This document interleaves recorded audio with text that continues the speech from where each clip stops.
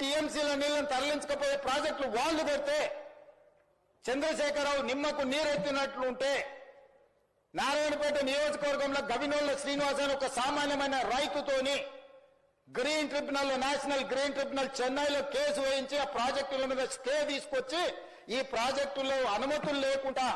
పర్యావరణ అనుమతులు లేకుండా ప్రాజెక్టులు నిర్మిస్తున్నారన్న ప్రాజెక్టుల మీద స్టే ఒక పాలమూరి అతి సామాన్యమైన రైతు కుటుంబం నుంచి ఒక రైతు స్టే తెచ్చిన తర్వాత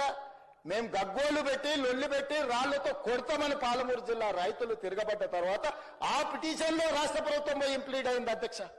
ఇదెక్కడ చూద్దాం అధ్యక్ష. తెలంగాణ హక్కుల కోసం శాశ్వతంగా